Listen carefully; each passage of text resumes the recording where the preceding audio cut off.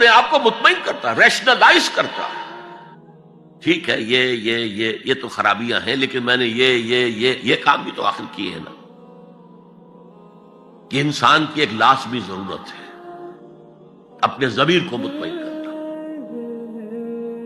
اب دیکھیے ہمارے ہاں کے مختلف طبقات میں مختلف تصورات ہیں نیکی کے جو رائج ہیں. ہمارے ہاں ایک مذہبی طبقہ ہے جس کے نزدیک اصل اہمیت ریچولز کی ہے، عبادات کی ہے، رسومات کی ہے. معاملات میں وہ دھوکہ دے رہے، سودا کر کے پھر گئے، ان کے دلوں میں نرمی نہیں ہے، سائلوں کو دھتکارتے ہیں. لیکن ایک بات سے بہت نیک ہے، سودی کاروبار کرتے ہیں. ٹھیک ہے بھائی، میں سودی کاروبار تو کرتا ہوں، میں نے مسجد میں تو بنوائی ہے، میں نے مسجد میں جھاڑ بھی تو لگوا دیا ہے، میں نے مسجد میں قالین بھی تو بچھوایا ہے. تو نیکی کا ایک تصور یہ ہے ہمارے یہاں. اس کے بالکل برعکس ایک تصور ہے جدید تعلیم یافتہ طبقات کا تصور. آپ نے بارہا سنا ہوگا گفتگو، بھائی اصل نیکی یہ ہے کہ کوئی کسی کو دھوکہ نہ دے، جھوٹ نہ بولے، وعدہ پورا کرے، اپنا فرض صحیح طور سے ادا کرے، کہیں ملازم ہے تو اپنے فرائض صحیح طور سے ادا کرے. باقی رہ گئی نماز روزہ، یہ تو انفرادی باتیں ہیں، یہ کوئی کرتا ہے تو اپنے لیے نہیں کرتا ہے تو کوئی بات نہیں. یہ دونوں ایک دوسرے کے بالکل برعکس تصورات ہیں. اور یہ ہمارے معاشرے میں جدید تعلیم یافتہ طبقات کا تصور نیکی اور ہمارے قدیم علماء اور ان کے زیر اثر جو عوام ہیں ان کے تصور نیکی میں یہ زمین و آسمان کا فرق ہے. آپ کو معلوم ہے کہ اپنی جسم فروش عورتیں جو ہیں وہ بھی نیکی کا کوئی نہ کوئی کام کرتے ہیں. آپ دیکھیں گے محرم میں سیاہ کپڑے پہن کے جلوس کے آگے آگے جا رہی ہیں، سبیلیں لگا رہی ہیں. مختلف مزاروں میں جب عرس ہوتا ہے وہاں جاتی ہیں، دھمال کھیلتی ہیں وہی سیاہ کپڑے پہن کے. وہ بھی اپنے آپ کو مطمئن کرتی ہیں. مشہور ہے ایک واقعہ شہنشاہ عالمگیر اورنگزیب کا. اس نے دلی میں گانے بجانے پر پابندی لگا دی. اب ظاہر بات ہے جن کا یہ پیشہ تھا ان کا دھندا ختم تو آمدنی ختم. لاکھ کوششیں کی لیکن اورنگزیب ٹس سے بس نہیں ہوا. پھر انہوں نے ایک عجیب ترکیب کی. وہ دریائے جمنا بالکل ساتھ بہتا تھا، یہ قلعہ اس شکل میں بنایا گیا تھا، اب تو ذرا فاصلے پر. تو ایک کشتی میں وہ جمع ہو گئے، سازندے بھی اور ساز بھی، اور گاتے بجاتے ہوئے. انہیں معلوم تھا فلاں وقت جو ہے بادشاہ جھروکے میں بیٹھ کر دریا کی سیر کرتا ہے، وہاں سے گزرے اور ایک شعر گاتے ہوئے گزرے. در کوئے نیک نامی مارا گزر نہ دارند، گر تو نمی پسندی تقدیر قدارا. در کوئے نیک نامی، یہ نیکی جو ہے یہ اس کے کوچے میں ہمارا گزر ہی نہیں ہے. در کوئے نیک نامی مارا گزر نہ دارند، یہ تو اللہ کی طرف سے فیصلہ ہے، اس کی مقرر کردہ تقدیر ہے. گر تو نمی پسندی تغییر کن قزارا، اگر تجھے پسند نہیں ہے تو تقدیر بدل دے. تو بادشاہ ہنس پڑا اور اس نے کہا کہ ٹھیک ہے بھائی، گانے بجانے کی حد تک تمہیں اجازت ہے. تو ہر ایک طبقے کا اپنا ایک تصور ہے نیکی کا. جیسے میں نے پہلے عرض کیا بڑے بڑے ڈاکو جو ہیں وہ اپنے علاقے کے بیواؤں یتیموں کی سرپرستی کرتے تھے، ویسے نہایت درندگی، سفاکی، انسانی جان کی کوئی حیثیت ہی نہیں. تو نیکی اصل میں کس شے کا نام ہے، کون سی چڑیا کا نام ہے، نیکی حقیقت میں کیا ہے، وہ ہے اس آیت کا مضمون. میں مثال دیا کرتا ہوں، ایک عام قصہ ہے کہ کسی گاؤں میں پہلی مرتبہ ہاتھی آیا. اب وہاں نابینا لوگ جو تھے انہیں بھی پتہ چلا ایک عجیب جانور آیا ہے. وہ آئے اور کسی نے اس کی ٹانگ کو ٹٹولا اس نے کہا ہاتھی ایک ستون کے مانند ہے. کسی کا اس کے کان کے اوپر ہاتھ پڑا، اس نے کہا چھاج کے مانند ہے وہ. کسی نے پیٹ کو ٹٹولا، بہت بڑا ڈھول ہے وہ. بالکل یہی معاملہ ہے نیکی کے تصور کے بارے میں. اڑائے کچھ ورق لالے نے، کچھ نرگس نے، کچھ گل نے. چمن میں ہر طرف بکھری ہوئی ہے داستان میری. کسی نے نیکی کا ایک حصہ لے لیا، کسی نے دوسرا لے لیا، کسی نے تیسرا لے لیا. وہ مکمل سراپا نیکی، حقیقی نیکی کس میں ہے؟ یہ ہے اس آیت کا مضمون. اب چوتھے نمبر پر یہ تمہیدی باتیں جو میں عرض کر رہا ہوں.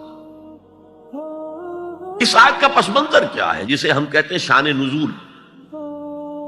کیا بحث چل رہی تھی جس میں ہدایت کے لیے یہ آیت نازل ہوئی؟ تو ذہن میں رکھیے کہ تحویل قبلہ اس آیت کا پس منظر ہے، شان نزول ہے. آپ کو معلوم ہے مکے میں جب تک حضور رہے، آپ جب نماز پڑھتے تھے تو آپ جنوبی جانب کھڑے ہوتے تھے، یعنی رکن یمانی اور وہ کونا کہ جس میں حجر اسود نصب ہے، ان دونوں کے درمیان کھڑے ہوئے کعبے کی طرف رخ کیا. تو اسی رخ پر بیت المقدس بھی ہے. اسے کہتے ہیں استقبال قبلتین. دونوں قبلوں کا بیک وقت استقبال ہو گیا، رخ ہو گیا دونوں طرف، خانہ کعبہ کے بھی اور بیت المقدس کے بھی. مدینے میں آ کر تو یہ ناممکن ہے. اب اگر کعبے کی طرف رخ کرو گے تو بیت المقدس کی طرف پشت ہو جائے گی، وہ شمال میں ہے، یہ جنوب میں ہے. اگر بیت المقدس کی طرف رخ کرو گے تو کعبے کی طرف پیٹھ ہوگی. لیکن آپ کو معلوم ہے کہ حضور نے 16 یا 17 مہینے مدینے آنے کے بعد بیت المقدس کی طرف رخ کر کے نماز پڑھی. اب ایک شکل تو یہ ہے کہ یہ حضور کا ذاتی اجتہاد ہو اور اس کو اللہ نے تسلیم کر لیا ہو کہ ٹھیک ہے، یہ بھی ممکن ہے. اسے تقریر کہتے ہیں اصطلاح میں. حدیث کس چیز کا نام ہے؟ حضور کا قول یا فعل یا تقریر. پہلی دونوں چیزیں تو آپ جانتے، قول اور فعل. یہ تقریر کیا ہے؟ حضور کے سامنے کوئی کام کیا گیا اور حضور نے نہیں روکا، تو امپلائڈ ہے اس کے اندر کہ یہ کام حرام نہیں ہے، حضور کے سامنے ہوا ہے، آپ نے روکا نہیں. تو اگر یہ ذاتی اجتہاد تھا تو تقریر ہو گئی اس کی اللہ کی طرف سے. لیکن زیادہ غالب پہلو یہ ہے کہ یہ اللہ کے حکم سے حضور نے کیا، اور یہ حکم وحی خفی کے ذریعے سے آیا، اس لیے کہ قرآن مجید میں اس کا ذکر نہیں ہے کہ اللہ نے حکم دیا ہو کہ اے محمد صلی اللہ علیہ وسلم اب آپ اور آپ کے ساتھی بیت المقدس کی طرف رخ کر کے نماز پڑھے. یہ نہیں ہے. تو یہ وحی خفی، وحی جلی، وحی خفی، دو قسم کی وحیاں حضور کو ہوتی تھی. نبی کے لیے تو وحی خفی بھی وحی جلی کے اسی کے حکم میں ہے، لیکن عام آدمی کا کوئی ولی اللہ بڑے سے بڑا ہو، اس کی بھی اس کا کشف، اس کا الہام حجت نہیں ہے دین میں. بہرحال یہ شاید حضور کو اللہ نے وحی خفی کے ذریعے حکم دیا. اس کا ایک بہت بڑا سیاسی فائدہ ہوا حضور کو، اور وہ یہ کہ مدینے میں آ کر آپ کا واسطہ پڑا یہودیوں سے. وہ بہت منظم تھے، تعلیم یافتہ تھے، بہت کلچرڈ تھے. ان کے ہاں فقہا تھے، ان کے ہاں مفتی لوگ موجود تھے. اگر فوری طور پر تصادم یہود کے ساتھ ہو جاتا تو حضور کے قدم مدینے میں جمنا آسان نہ ہوتا. یہ جب آپ نے بیت المقدس کی طرف رخ کر کے نماز پڑھی تو یہودیوں نے سمجھا چلو کوئی بات نہیں، یہ تو ہمارے کیمپ فالوورز ہیں، ہمارے قبلے کا رخ کر رہے ہیں، لہذا فوری طور پر ان کی طرف سے کوئی مخالفت وہ پیش نہیں آئی. اور اس 16 مہینے میں حضور کو اپنے قدم جمانے کا مدینہ منورہ میں پورا موقع مل گیا. بلکہ پہلے 6 مہینے اس میں جو ہے بہت ڈیسائسو ہے. 3 کام آپ نے 6 مہینے میں کیے ہیں تو بالآخر بہت ہی زیادہ فیصلہ کن ثابت ہو. نمبر 1 یہ کہ آپ نے مسجد نبوی کی تعمیر کر لی. اب یہی مرکز ہے، یہی درسگاہ ہے، یہی خانقاہ ہے، یہی پارلیمنٹ ہے، یہی دارالمشاورت ہے، یہیں سے فوجیں تیار کی جا رہی ہیں، یہی وفود آ کر پیش ہو رہے ہیں. بہرحال ایک مرکز مہیا ہو گیا. نمبر 2 یہ کہ مہاجرین میں اور انصار میں مواخات، ایک مہاجر ایک Ansari, they were declared brothers. یہ تھی انٹیگریشن آف دی سوسائٹی. اور تیسرا کام آپ نے یہ کیا اسی دوران میں جس کا تعلق اس حکمت عملی کے ساتھ بہت گہرا بن جاتا ہے کہ یہود کو جکڑ لیا ایک معاہدے میں، میثاق مدینہ، کہ اگر مدینے پر کوئی باہر سے حملہ آور آیا تو ہم سب مل کر واحد امت کی حیثیت سے مدینے کا دفاع کریں گے. جوائنٹ ڈیفنس آف مدینہ کا پیکٹ ہو گیا. اور یہ چیز بھی حضور کی کامیابی میں بہت فیصلہ کن ثابت ہوئی. تو اس اعتبار سے یہ تحویل قبلہ جب پھر ہوئی ہے، اور میں نے جو کہا تھا کہ اللہ نے ہی کوئی حکم دیا تھا وحی خفی کے ذریعے، وہ اس سے ثابت ہوتا ہے کہ نہ صرف بہت سے مہاجرین پر یہ بات شاخ گزر رہی تھی، خود حضور پر بھی شاخ گزر رہی تھی کہ میں پیٹھ کیے ہوئے ہوں کعبے کی طرف. چنانچہ قرآن مجید میں یہ آیا ہے قد نرا تقلب وجهك في السماء، اے نبی ہم آپ کے چہرے کا، نگاہوں کا آسمان کی طرف اٹھنا بار بار دیکھتے رہے ہیں. آپ منتظر تھے کہ وقت آئے، حکم آئے، وحی آئے اور میں رخ بدل دوں. وما جعلنا القبلة التي كنت عليها الا لنعلم من يتبع الرسول ممن ينقلب على عقبيه. یہ اللہ نے اپنی طرف منسوب کر دیا، اور ہم نے وہ قبلہ جس پر تم اب تک رہے ہو 16 مہینے 17 مہینے یہ مقرر کیا تھا تاکہ دیکھ لیں کہ کون ہے رسول کا اتباع کرنے والے اور کون ہے جو اپنے الٹے پاؤں پھر جانے والے. کیا مطلب ہے اس کا؟ مہاجرین مکے سے آئے تھے، ان کے دلوں میں عظمت جو ہے کعبے کی وہ پلی ہوئی تھی اندر ٹھوک ٹھوک کر. اب دیکھا اللہ نے حکم نہیں دیا وحی جلی کے ذریعے سے، یہ رسول کا حکم تھا. گویا کہ یہ ایک امتحان ہو گیا کہ کہیں تمہاری حمیت جاہلی، تمہاری محبت جو تمہیں کعبے سے ہے وہ تمہیں اسلام سے پھیر تو نہیں دیتی. آیا تم رسول کے حکم کو مقدم رکھتے ہو اور اپنی کسی سابقہ حمیت، جسے حمیت جاہلی ہم کہہ دیں گے، اس کو مقدم رکھتے ہو. یہ ایک سخت امتحان تھا جس میں کہ اہل مکہ جو مہاجرین تھے وہ مبتلا کیے گئے. اور خاص طور پر یہ بات کہ رسول کا حکم ماننے کی تاکید، چاہے ابھی قرآن میں کوئی آیت نہیں آئی ہے لیکن حقیقی مومن کے لیے رسول کا فرمانا بھی ایسے ہی ہے جیسے کہ اللہ کا فرمانا. اس کی تربیت بھی ہو گئی. لیکن یہ کہ اکثر کا معاملہ یہ تھا کہ یہ معاملہ شاخ گزر رہا تھا، یہاں تک کہ حضور کا معاملہ بھی تھا قد نرا تقلب وجهك في السماء فلنولينك قبلة ترضاها. تو اے نبی ہم بدل دیں گے قبلہ وہ جو آپ کو پسند ہے. اب رخ کرو مسجد حرام کی طرف. فولوا وجوہکم شطر المسجد الحرام. اب اپنا رخ کر لو مسجد حرام کی طرف. چنانچہ مدینے میں ایک مسجد القبلتین ہے، جو حضرات گئے ہیں زیارت کرتے ہیں انہوں نے زیارت کی ہوگی. حضور مدینے سے باہر ایک قبیلے کی جگہ تھی، وہ وہاں گئے ہوئے تھے، کوئی دعوت طعام تھی، دوپہر کا کھانا تھا. اسی وقت ظہر کا وقت ہو گیا. حضور نے جماعت کھڑی کی اور قبلہ جو ہے بیت المقدس. اسی نماز کے دوران یہ آیات وہی نازل ہو گئی. آپ نے فوراً رخ بدلا اور پوری جماعت نے رخ بدل لیا.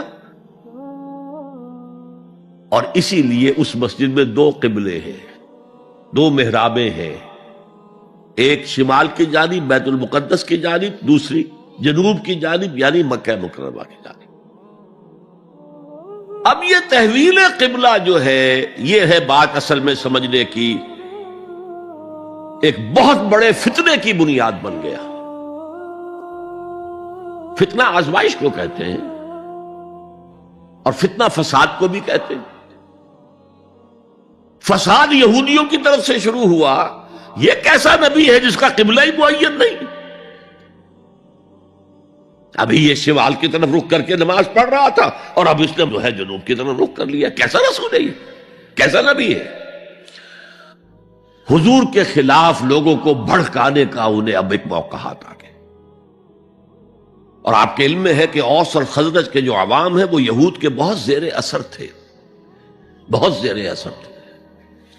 وہی بات کہ وہ سمجھتے تھے ہمارے پاس نہ کوئی شریعت ہے، نہ کتاب ہے، نہ کوئی قانون ہے، نہ ہمارے ہاں کوئی مفتی ہے، نہ قاضی ہے. ان کے ہاں تو کتاب ہے، شریعت ہے، مفتی ہے، قاضی ہے. ان کا تو بہرحال کلچرڈ لوگ ہیں. تو ایک روب تھا ان کا. لہذا یہ ایک ان کو موقع مل گیا کہ اس پر لوگوں کے جذبات کو بھڑکائیں اور حضور سے برگشتہ کر دیں. دوسری طرف سادہ نو مسلمانوں کے اندر بھی ایک فتنہ بطور آزمائش آ گیا کہ اگر اصل قبلہ یہ تھا تو یہ 16 مہینے کی نمازیں تو ہماری اکارت گئی، غلط رخ پر پڑی ہم نے.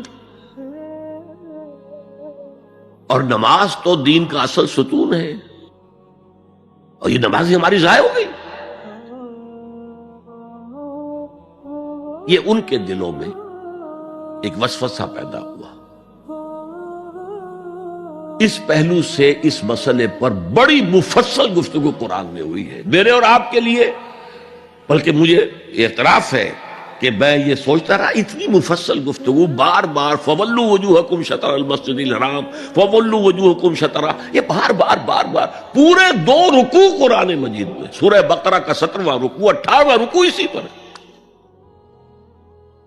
اس لیے کہ ہم اس سینسٹیونیس کا اندازہ نہیں کر سکتے کہ جو اس وقت پیدا ہو گئی تھی اس پر. تحویل قبلہ پر یہ معمولی نہیں بات تھی. یہود نے سمجھ لیا تھا کہ اب معلوم ہوا یہ ایک نئی امت کا آغاز ہے، اس کا مرکز اب نیا بن گیا ہے. اب تک وہ سوچ رہے تھے کہ ہمارے ہی، چنانچہ ایک اور واقعہ ہوا تھا کہ یہ عاشورہ کا روزہ رکھتے تھے یہودی. حضور نے پوچھا کیوں رکھتے ہو 10ویں محرم کا روزہ؟ انہوں نے کہا کہ اصل میں ہمیں جو نجات ملی تھی فرعون سے، اور فرعون کو جو غرق کیا گیا تھا لاؤ لشکر سمیت، وہ 10 محرم کو ہوا تھا، ہم شکرانے کے طور پر روزہ رکھتے. حضور نے فرمایا کہ موسیٰ کے تو ہم تم سے زیادہ مستحق ہیں، لہذا مسلمانوں کو حکم دیا کہ تم بھی 10ویں محرم کا روزہ رکھا کرو. اب یہ چیزیں ایسی تھیں کہ جس سے وہ پیسیفائیڈ تھے ایک طرح سے کہ نہیں یہ کوئی نئی چیز نہیں ہے، یہ ہمارے کیمپ فالوورز. بلکہ حضور نے فرمایا تم 2 روز کا روزہ رکھو، 9ویں محرم کا بھی 10ویں کا. بہرحال اس پر جو ایک تشویش ہوئی ہے، اس تشویش کو دور کرنے کے لیے 2 رکوع، 17واں 18واں رکوع، 2 رکوع پورے کے پورے اسی بحث پر مشتمل ہیں. اور اس کے علاوہ اب میں مثال دوں کہ میرا ایک ہاتھ یوں ہے، ایک ہاتھ یوں ہے، بیچ میں میرا جسم ہے. تو اس بحث کا جسم جو ہے وہ تو وہ 2 رکوع ہیں، رکوع 17واں 18واں. لیکن ادھر دور پہلے ایک آیت آ گئی تھی جس نے زمین ہموار کی. للہ المشرق والمغرب فینما تولوا فثم وجہ اللہ. 2 رکوع پہلے. مشرق و مغرب سب اللہ کے ہیں، جدھر بھی رخ کرو اللہ کا رخ ہے. قبلے کا مطلب یہ تو نہیں ہے کہ اللہ اس سمت میں محدود ہے، معاذ اللہ. اللہ کا رخ، اللہ تو مشرق میں ہے، مغرب میں ہے، شمال میں ہے، جنوب میں ہے، فوق میں ہے، تحت میں ہے، ہر جگہ ہے. للہ المشرق والمغرب فینما تولوا فثم وجہ اللہ. مشرق و مغرب سب اللہ کے ہیں، جدھر بھی تم رخ کرو گے وہ اللہ کا رخ ہے. یہ ایک تمہید ہو گئی تھی. اس کے بعد ویسے وہاں جا کر عجیب سا محسوس ہوتا ہے کہ یہاں تو کوئی سیاق و سباق تو تھا نہیں. یہ آیت کس حوالے سے آئی ہے؟ اصل میں اس بحث کے لیے تمہید وہاں سے شروع کر کے بات چھوڑ دی گئی، اور پھر 2 رکوع آگے جو ہے وہ یہ آیت آ گئی کہ اگر ابھی کوئی ریزیڈول ایفیکٹ باقی ہے تو اب ان سے کہا جا رہا ہے سخن شناس نئی دل برا خطائی جاست. لوگوں تم بات نہیں سمجھتے، سخن شناس نہیں ہو اے میرے محبوب. دل برا سخن شناس نئی دل برا خطائی جا، خطا یہاں ہے. تم جسے اصل نیکی سمجھ بیٹھے ہو، ریچول ظاہری شکل، وہ اصل نیکی نہیں ہے، وہ کل نیکی نہیں ہے. نیکی تو اصل میں ایک روح ہے جو پورے وجود میں سرایت کرتی ہے، ایک بالکل مختلف انسان وجود میں لاتی ہے، ایک پورا مختلف کردار وجود میں لاتی ہے. نیکی تو حقیقت میں وہ ہے. جیسے کہ ہمیں معلوم ہے نماز کا ایک ظاہر ہے، فقہ اس سے بحث کرے گی، لیکن اصل نماز آپ کو اللہ کی حضوری کا شرف حاصل ہوا، کچھ حضور قلب میسر آیا، کوئی خشوع و خضوع ہوا، کوئی اللہ کے ساتھ مخاطبت اور مکالمے کی صورت پیدا ہوئی. کیا تم نے جب سجدہ کیا تو محسوس کیا کہ تم نے اپنے رب کے قدموں پر اپنا سر رکھ دیا ہے؟ اگر یہ نہیں ہے تو ٹھیک ہے، فقہی نماز ادا ہو گئی، اصل نماز تو ادا نہیں ہوئی. نماز کی روح تو تم نے نہیں پائی. تو ہر شے کا ایک ظاہر ہے اور ایک اس کی روح ہے، باطنی روح. ہم اپنی مجبوری سے ظاہری ہی بات کو دیکھ سکتے ہیں، روح تو ہماری نگاہوں کے سامنے ہے نہیں، جس کا نتیجہ یہ نکلتا ہے کہ صرف ظاہر ہی ظاہر رہ جاتا ہے، روح کی طرف توجہ ہی نہیں ہوتی. اور یہی سب سے بڑا الزام، سب سے بڑی تنقید حضرت مسیح کی تھی یہودیوں پر. تم مچھر چھانتے ہو اور سموچے اونٹ نکل جاتے ہو. ظاہری معاملات میں، فقہی معاملات میں بحثیں ہو رہی ہیں، مفصل بحثیں ہو رہی ہیں، اور کفر کے فتوے لگ رہے ہیں. تم نے اگر یہ کر دیا تو یہ ہو گیا، اور سموچے اونٹ نکل رہے ہو. حرام کاموں میں تم ملوث ہو، سود تم لے رہے ہو. یہ ہے کہ تمہارا معاملہ سارا کا سارا دین کی ظاہر سے رہ گیا. اور یہ جو فرمایا کہ تمہاری مثال ان قبروں کی سی ہے جن کے اوپر تو سفیدی کر رکھی ہے لیکن اندر گلی سڑی ہڈیوں کے سوا کچھ نہیں. روح دین سے تم ناآشنا ہو چکے ہو، محبت خداوندی تم میں نہیں ہے، لیکن ظاہر پرستی ہے، مظاہر پرستی ہے، ریچولزم ہے. تمہارا دین یہ بن کر رہ گیا. آج ہمارے ہاں بھی صورتحال مختلف نہیں ہے. میں عرض کر چکا ہوں سب سے بڑا طبقہ ہمارے ہاں ظاہر بات ہے کہ جو ہمارے علماء کے زیر اثر ہے، اور وہ فقہاء ہیں. اور فقیہ کا کام ہی ہے کہ وہ ظاہر سے بحث کرے، باطن سے تو بحث نہیں کر سکتا. لہذا ریچولز ہی ریچولز رہ گئے ہیں، حقیقی روح ہر شے کی ختم ہو چکی. رہ گئی رسم اذاں روح بلالی نہ رہی، اور فلسفہ رہ گیا تلقین غزالی نہ رہی. نماز و روزہ و قربانی و حج یہ سب باقی ہے، تو باقی نہیں. اب آئیے اس پر غور کیجئے. جو میں نے عرض کیا تھا لیس البر، اب زبر اور پیش میں زمین و آسمان کا فرق ہو جاتا ہے. لیس البر ہوتا جیسا کہ ہے سورہ بقرہ میں آگے جا کر، لیس البر ان تاتوا البیوت من ظہورہا. ان کے ہاں یہ قاعدہ تھا یا ایک رواج ہو گیا تھا کہ اگر احرام باندھ کر گھر سے نکل آئے اور اب کسی ضرورت سے گھر جانا پڑا، دروازے سے نہیں داخل ہوں گے، ایک دفعہ احرام باندھ کے نکل آئے، اب کیسے جائیں واپس؟ تو گھر کے پچھواڑے سے دیوار پھلانگ کے جاتے تھے. تو وہاں کہا یہ کوئی نیکی نہیں ہے. لیس البر ہوتا تو اس کا مطلب ہوتا سرے سے کوئی نیکی نہیں ہے، یہ تو ہمارا من گھڑت ایک خیال ہے. لیس البر یہ خبر ہے جسے مقدم کیا گیا ہے، اور اس کا مفہوم اب ہو گیا حصر کا. کل نیکی یہ نہیں ہے، یعنی نیکی کا ظاہر بھی ضروری ہے. یہ نہ سمجھو کہ نماز کا ظاہر کوئی معنی نہیں رکھتا. طہارت حاصل ہوئی ہے یا نہیں ہوئی ہے، وضو صحیح ہوا ہے یا نہیں ہوا ہے، جو پانی استعمال کیا تھا وہ بھی پاک تھا کہ نہیں تھا، یہ ساری چیزیں ضروری ہیں. دین کا ظاہر بھی ضروری ہے. یہ نہ نفی کیجئے کہ ان فقہا کا کیا ہے، ظاہر ہی کو لیتے ہیں. ہمارے ہاں بعض جو ہے انتہا پسند جو ہے، جو ملنگ ٹائپ صوفی ہوتے ہیں، ایک تو حقیقی کوئی صوفی ہوں، ایک ملنگ تھا، وہ ان تمام چیزوں کو چھوڑ بیٹھتے. جیسے میں نے آپ کو شعر سنایا تھا اور اختلاف بھی کیا تھا، مولانا روم نے کچھ زیادتی کی ہے، سختی کی ہے، انداز بیان اچھا نہیں ہے کہ ماز قرآن مغزہ برداشتیم استخاں پیش سگاں انداختیم. ہم نے قرآن سے اس کا اصل مغز جو ہے وہ کشید کر لیا ہے، ہڈی کا گودا ہم نے کھینچ لیا، اب ہڈی خالی ہم نے پھینک دی. یہ ہمارے صوفیہ میں سے بعض کا طرز عمل رہا ہے جو غلط ہے. نہیں، ظاہر بھی اہم ہے، ظاہر بھی نیکی ہے. صلو کما رأیتمونی اصلی، نماز پڑھو اسی طرح جیسے مجھے دیکھتے ہو کہ میں نماز پڑھتا ہوں. ظاہر بھی کنفرم کرنا چاہیے اس کے ساتھ، لیکن اصل شے نماز میں توجہ ہے، انابت ہے، خشوع ہے، خضوع ہے، حضور قلب ہے.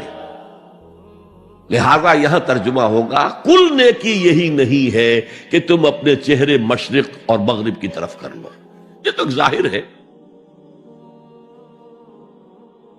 اور اس میں مجھے غالب کا شعر یاد آ رہا ہے، قبلے کو اہل نظر قبلہ نما کہتے ہیں، ہے پرے سرحد ادراک سے اپنا مسجود. جسے ہم سجدہ کر رہے ہیں وہ تو ہمارے ادراک اور شعور اور وہم اور خیال اور تصور اور تخیل سے وراء الورا وراء الورا وراء الورا ہے پرے سرحد ادراک سے اپنا مسجود. قبلے کو اہل نظر قبلہ نما کہتے ہیں، یہ کعبہ تو قبلہ نما ہے. بہرحال اب اس کی نفی کرتے ہوئے، جزوی نفی، کلی نفی نہیں ہے.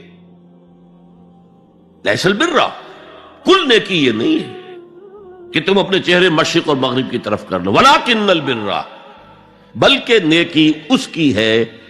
یہاں پر بھی اب لفظ محذوف ہے، ولکن البر بر من آمن باللہ والیوم الآخر. نیکی تو حقیقت میں اس کی ہے. اس میں آگے بڑھنے سے پہلے مجھے یاد آیا کہ میں بر کے مفہوم پر بھی کچھ گفتگو کر لوں. بر کسے کہتے ہیں؟ بہت عمدہ باتیں جو ہے پہلے کہی ہیں. بر اور بر یہ دونوں مادہ تو ایک ہی ہے، بحر و بر. جب تک انسان سمندر میں رہتا ہے، آج کا تو خیر تصور نہ کیجئے، پہاڑوں جیسے جو ہے پہاڑ سمندر میں چل رہے ہوتے، عام حالات میں کوئی اس کے ادھر ادھر جو ہے کوئی ہچکولے محسوس نہیں ہوتے. لیکن پرانے زمانے کے سمندر کا تصور کیجئے تو ہر وقت وہ ہے آدمی غیر مطمئن ہوتا تھا، اسی وقت کچھ ہو سکتا ہے، ہچکولا آ رہا ہے، ادھر سے آ رہا ہے، ادھر سے آ رہا ہے. تو دل میں ایک خوف سا رہتا تھا، ایک بے چینی سی رہتی تھی، عدم تحفظ کا ایک احساس رہتا تھا. بر پر، خشکی پر آتے ہی اطمینان ہو گئے. تو یہ اصل میں انسان کے باطنی اطمینان کے لیے، جو ابھی آپ نے فرمایا کہ نیکی وہ ہے کہ جس کو کر کے تمہیں خوشی حاصل ہو. اور فتویٰ اپنے دل سے لے لیا کرو، ما حاک فی صدرک، جو کچھ تمہارے سینے کے اندر جو کچھ جس سے خدبد ہو جائے، جس سے بے چینی ہو جائے، وہ اسم ہے، وہ گناہ ہے. الاسم ما حاک فی صدرک وکرہت ان یطلع علیہ. اور گناہ وہ ہے کہ جس کے بارے میں تمہیں یہ پسند نہ ہو کہ لوگوں کو اس کی اطلاع ہو، وہ گناہ ہے. اس میں بھی مجھے جیسے انگریزی کی ایک نظم کا سٹینزا جو ہے یاد آیا تھا، art is long and time is fleeting, دوڑا جا رہا ہے یہ وقت. And our hearts though stout and brave still like muffled drums are beating funeral marches to the grave. اپنے دل کی ہر بیٹ کے ساتھ ہم اپنی قبر سے قریب تر ہوتے جا رہے ہیں. اسی طرح کی ایک نظم ہے، بڑی پیاری نظم ہے. Charities that soothe and heal and bless are scattered over the feet of men like flowers. وہ بھلائیاں، وہ نیکیاں، وہ خدمت خلق، charities which soothe and bless and heals، دل کے اوپر مرہم سا رکھا جاتا ہے نیک کام کر کے، دل کو خوشی ہوتی ہے نیک کام کر کے. Charities that soothe and heal and bless are scattered over the feet of man like flowers. یہ تو ان پھولوں کے مانند ہے جو انسان کے قدموں میں پڑے ہوئے ہیں، جس کو چاہے اٹھا لے، جو چاہے اٹھا لے. No mystery is here, no special boon for the high and not for the low. The smoke ascends as high from the hearth of a humble cottage as from that of a haughty palace. دھواں اٹھتا ہے تو ایک کٹیا میں جو چورا جل رہا ہے اس سے بھی اٹھے گا تو جائے گا اوپر، اور محل کا کوئی بہت بڑا کچن ہے تو اس سے بھی اٹھے گا تو اوپر جائے گا. لہذا یہ غریب اور امیر کا فرق نہیں ہے، ہر شخص اس نیکی میں سے حصہ لے سکتا ہے. تمہارے پاس ایک روٹی تھی، تم نے آدھی دے دی کسی مانگنے والے کو، تمہارا حصہ ہو گیا، بہت بڑا حصہ ہو گیا. اور کسی بڑے امیر آدمی نے 150 جو ہے مسکین کو کھانا کھلا دیا، وہ اس کے قریب بھی نہیں آ سکے گا اجر و ثواب کے اعتبار سے اس شخص کے کہ جس کے پاس ایک ہی روٹی تھی اور اس نے آدھی دے. تو بر جو ہے حقیقت میں لیس البر ان تولوا وجوهکم قبل المشرق والمغرب ولکن البر من آمن باللہ والیوم الآخر والملائکۃ والکتاب والنبیین.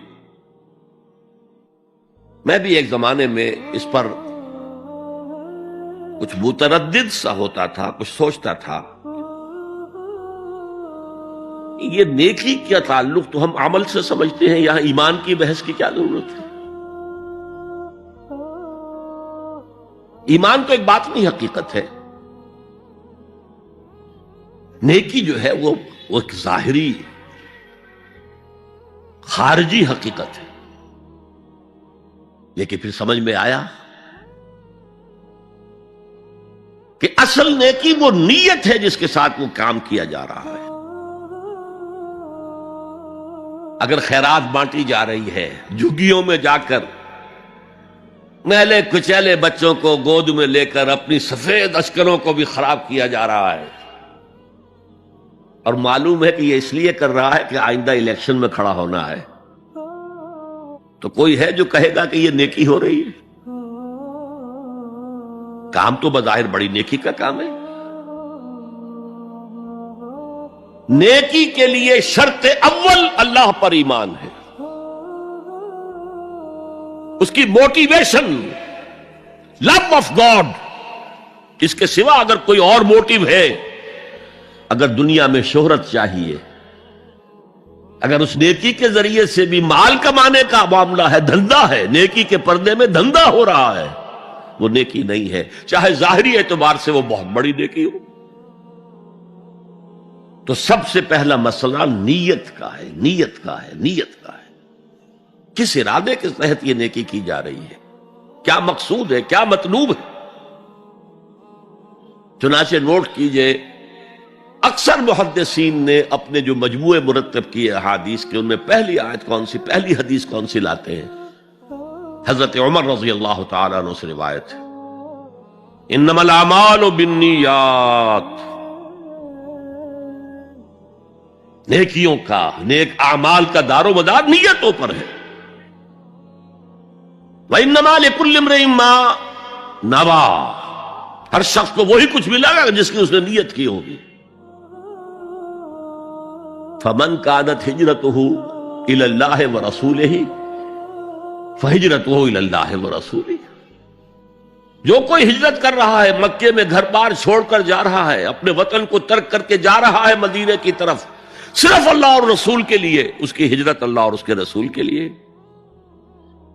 ومن كانت ہجرته للدنیا يصيبها، اور اگر اس شخص کی ہجرت دنیا کے لیے ہے کہ اس کو حاصل کر لے. مثلا میں دیتا ہوں مثال. ایک مسلمان تھا، اس کا کوئی کاروبار تھا، اس کے خریدار مسلمان ہی تھے، وہ جا رہے ہیں، اب کیا کرے گا؟ مشرکوں نے سو تو اس کا سامان نہیں لینا، اب وہ بھی چلے جا رہے ہیں.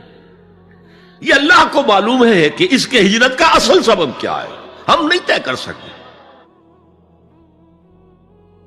لیکن اللہ کے ہاں جو کھاتا کھلا ہوا ہے، اس کی یہ ہجرت جو ہے اللہ اور اس کے رسول کے لیے شمار نہیں ہوگی. وَمَنْ كَانَتْ هِجْرَتُهُ لِدُنْيَا يُصِيبُهَا أَوْ امْرَأَةٍ يَنكِحُهَا، یا کسی عورت کے لیے ہو کہ اس سے نکاح کرے. کسی خاتون سے وہ شادی کا خواہش مند تھا، وہ خاتون ہجرت کر کے مدینے چلی گئیں، اب یہ بھی باندھے کچے دھاگے سے بندھے ہوئے چلے جا رہے ہیں، تو یہ تو در حقیقت اس عورت کے کھاتے میں ہجرت جائے گی، اللہ اور اس کے رسول کی ہجرت بنے. تو اصل شے یہ ہے نیکی کا وہ کام جس کا ظاہر بھی نیکی کا ہو اور باطن بھی ہو، کہ موٹیویشن صرف اللہ کی رضا ہو، اللہ کی محبت اور اللہ کی رضا کا حصول. یہ ہے پازیٹو موٹیو. ایک نیگیٹو سائیڈ بھی ہے. سب لوگ ذہنی اعتبار سے اتنے بلند نہیں ہوتے کہ اللہ کی محبت وہی اصل محرک بن جائے. یہی وجہ ہے کہ حضور نے اس کو صلی اللہ علیہ وسلم کمال ایمان سے تعبیر کیا ہے. من احب للہ وابغض للہ واعطى للہ ومنع للہ فقد استکمل الایمان. جس نے کسی سے محبت کی تو اللہ کے لیے کی، کسی سے نفرت اور بغض رکھا تو اللہ کے لیے رکھا، کہ اللہ کو اس سے نفرت کرنا پسند ہے. اور کسی کو کچھ دیا تو اللہ کو خوش کرنے کے لیے دیا، اور کسی سے کچھ چیز روکی تو صرف اس لیے کہ اللہ کو اس کا روکنا پسند ہے. تو اس شخص نے اپنے ایمان کی تکمیل کر لی.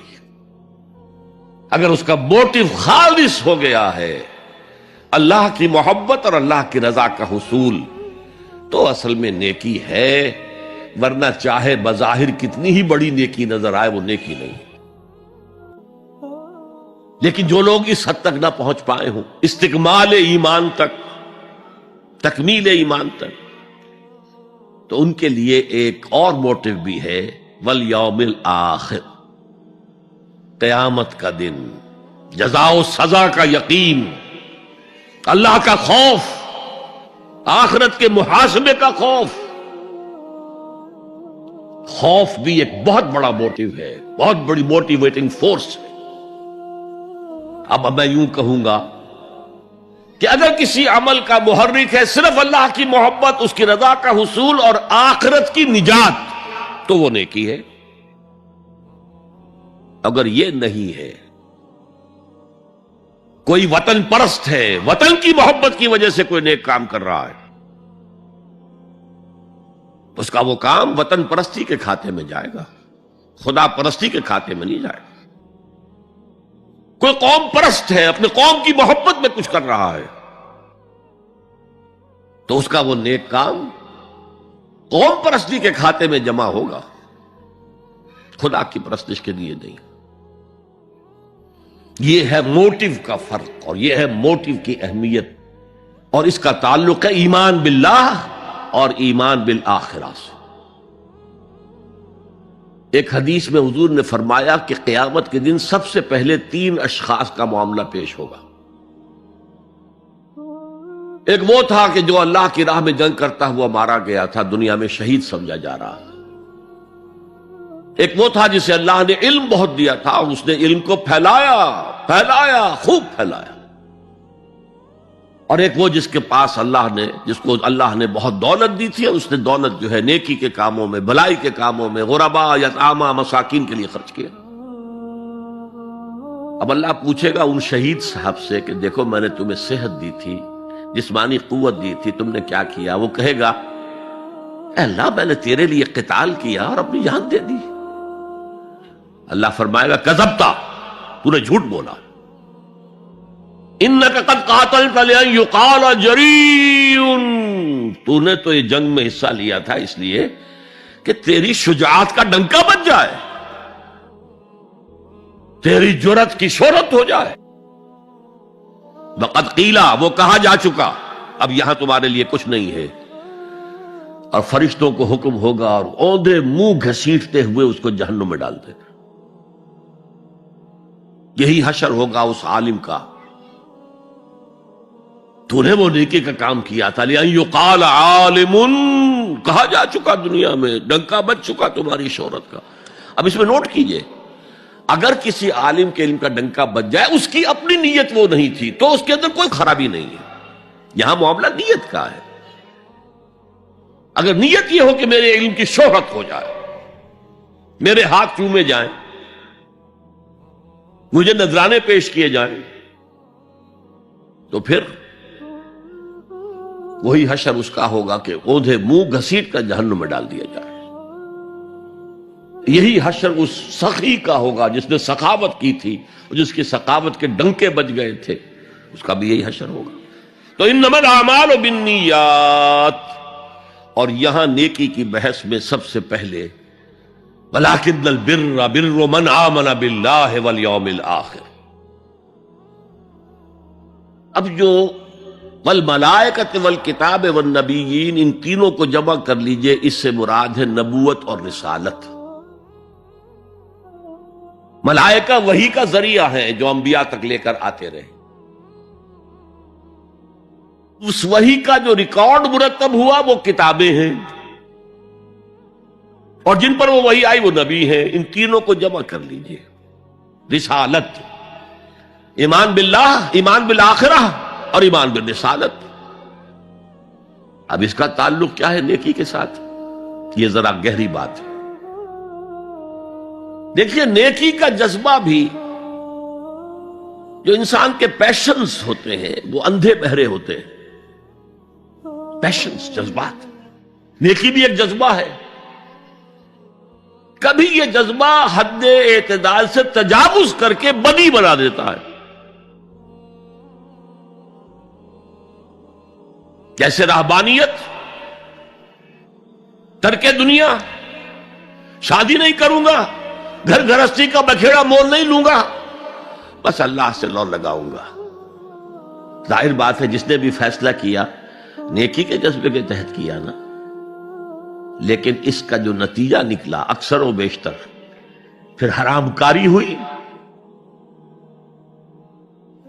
آپ عیسائیت کی جو ہے ہسٹری آف کرسچین موناسٹسزم، اس کا مطالعہ کیجئے. انہوں نے خود لکھا ہے کہ بظاہر راہب خانے ہیں، راہب اور راہبائیں رہتی ہیں، اور ان کے تہخانوں میں حرامی بچوں کے قبرستان ہو جاتے تھے. یہ نیکی کے جذبے نے بدی کو جنم دیا ہے. حضور کے ساتھ ایسا ہوا. 3 اشخاص آئے، انہوں نے حضور کی ازواج مطہرات سے معلوم کیا آپ رات کو کتنا وقت نماز میں لگاتے ہیں، آپ مہینے میں کتنے نفلی روزے رکھتے ہیں. اب جو کچھ انہیں بتایا گیا، حضور کی زندگی کھلی کتاب تھی، بتا دیا گیا اتنا عرصہ جو ہے آپ رات کو تہجد پڑھتے ہیں، بتا دیا گیا مہینے میں اتنے روزے رکھتے. انہوں نے اسے کم سمجھا، فتقالوہا، قلیل سمجھا کہ یہ تو زیادہ نہیں ہے، ہمارا تو خیال تھا کہ آپ ساری رات ہی کھڑے رہتے ہوں گے. لیکن اپنے دل کو مطمئن کرنے کے لیے کہ حضور کی کہیں توہین بھی نہ ہو جائے، کہا جی انہیں تو ضرورت نہیں ہے، وہ تو معصوم ہی ہے، ان کی خطائیں اول تو ہوتی نہیں، اگر کوئی ہے بھی تو اللہ نے کہہ دیا قد غفر اللہ لک ذنبک ما تقدم منہا وما تاخر، اللہ نے تو معاف کر دیا اگلے پچھلے سارے گناہ، میرے لیے یہ کافی نہیں ہے. ایک نے کہا میں پوری رات عبادت کروں گا، اپنی کمر بستر سے نہیں لگاؤں. دوسرے نے کہا کہ میں ہمیشہ ہر روز روزہ رکھوں گا، کبھی افطار نہیں کروں گا. تیسرے نے کہا میں کوئی شادی بیاہ نہیں کروں گا، یہ کھکیڑ میں نہیں پڑوں گا میں. حضور کو خبر ہو گئی، آپ نے طلب فرمایا اور غصے کے انداز میں وہ الفاظ کہے کہ جو حضور سے بالکل متوقع نہیں ہے. واللہ انی لاتقاکم واخشاکم، خدا کی قسم میں تم سب سے زیادہ متقی ہوں اور سب سے زیادہ اللہ سے ڈرنے والا ہوں۔ لیکن میرا طریق یہ ہے کہ میں رات کو سوتا بھی ہوں اور نماز بھی پڑھتا ہوں، میں روزہ رکھتا بھی ہوں، ناغہ بھی کرتا ہوں، میں نے شادیاں کی ہیں، متعدد ازواج میرے گھروں میں ہیں۔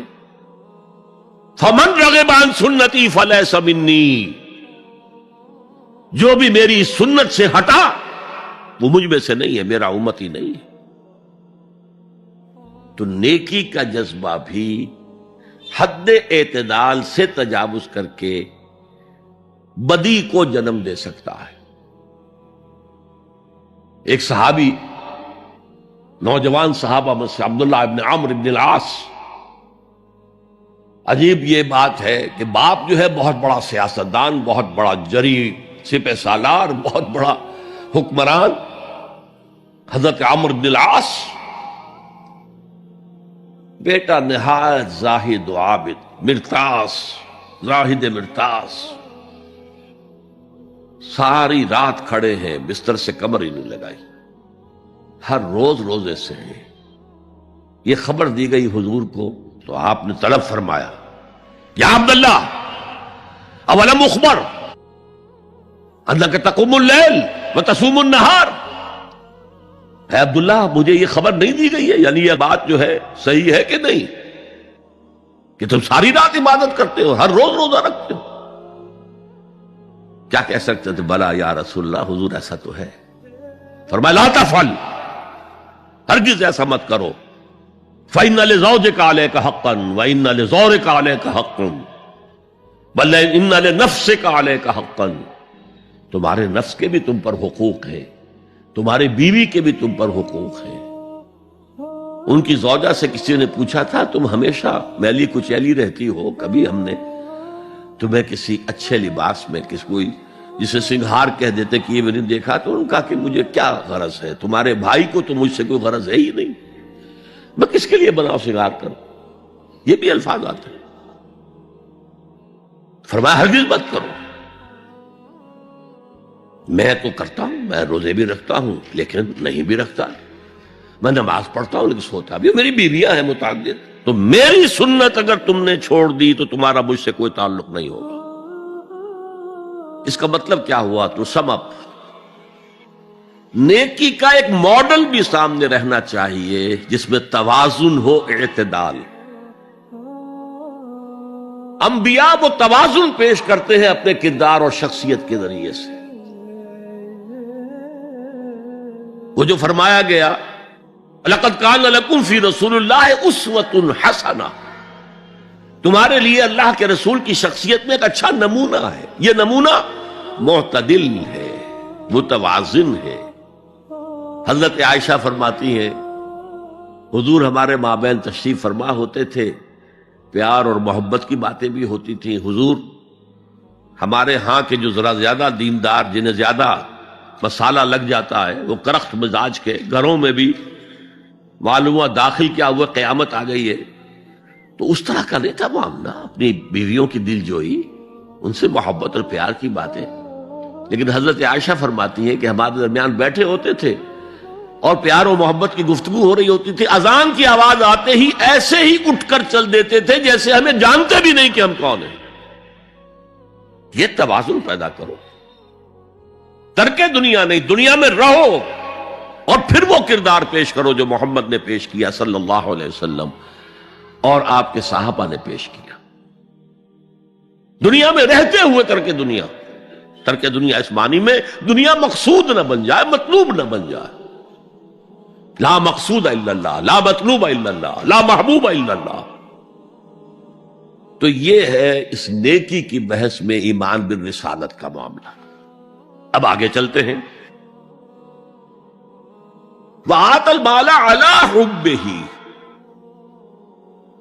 اور دیتا ہے وہ اپنا مال، یا دیا اس نے اپنا مال اس مال کی محبت کے باوجود، علی الرغم۔